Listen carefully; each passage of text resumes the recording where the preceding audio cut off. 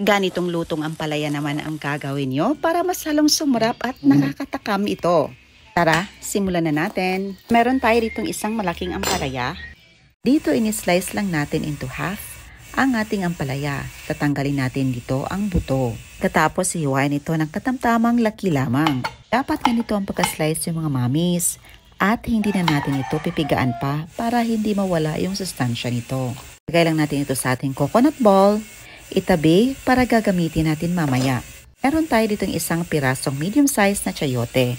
Mga kalahati lang gagamitin natin dito. Inisin na natin ito, babalatan at islice. Katapos ma-slice, ilagay lang natin sa isang lagayan at iset aside para gagamitin natin mamaya. Kagamit din tayo dito ng carrots. At 3/4 lang sa isang piraso ang ating gagamitin.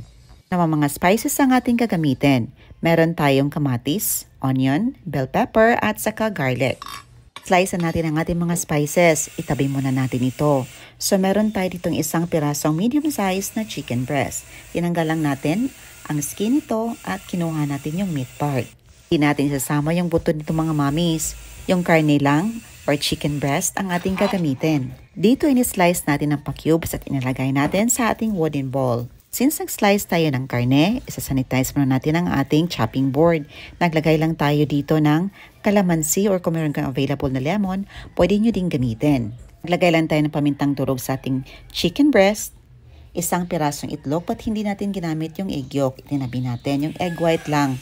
Nag-add tayo ng rock salt, tamang dami ng cornstarch, soy sauce at saka oyster sauce. Adjust the taste mga mamis according sa inyong panlasa. Ito inihalo na natin para ma-fully mix ang lahat ng mga ingredients. Ima-marinate po natin ito for about 30 minutes. After 30 minutes, ready na para lutuin. Naglagay lang tayo ng mantika sa ating kawali, papainitin at i-pan fry natin ito hanggang sa mag-brown ng bahagya. Crispy-like texture ito. So na after a few minutes, ready na para hanguin. Itabi muna natin at ilagay sa ating wooden bowl. Sa ating pinaglutuan ay ginisa natin ang ating mga spices. Inuna natin ang ating onion. Ini-add natin ang ating garlic, kamatis, bell pepper, at para mag-infuse ang flavor ng mga spices natin, nag-add tayo ng pamintang durog. Ini-add na natin ang ating carrots at saka chayote. Gisahin lang natin. Takpan hanggang sa ma-half cook ito. Ito na after a few minutes na half cook na ang ating gulay, mag-add na tayo dito ng kanting tubig. Takpan ulit hanggang sa maluto ang gulay natin. Pagkatapos, make a well in the center at i-add na natin ang ating hiniwang ampalaya. Lagyan ng kaunting tubig, takpan hanggang sa ma-half cook ang ampalaya natin. Natin itong haluin mga mamis para hindi maging mapait ang ampalaya natin. At isa ito sa mga sekreto para hindi masyadong mapait ang ampalaya na ating niluluto. Ito na pagkatapos sa ma-half cook, pwede nating haluin.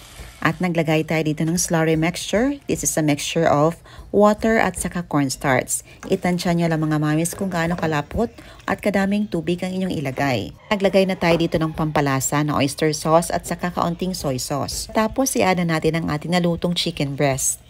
Pwede tayo mag-add dito ng pampalasa mga mamis na nakasanayan nyo. Pwedeng chicken cubes or pork cubes. At mga mamis, huwag nyo i-overcook ang gulay para hindi mawala ang sustansya nito.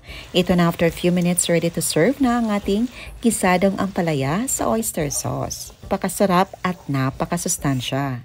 Sa mga mahilig magluto ng ampalaya dyan, pwede nyong gawin ito para maiba naman.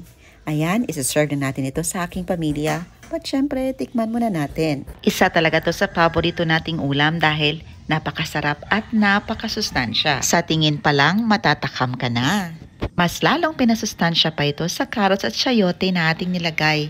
Talaga namang napakasarap at perfect ang lasa.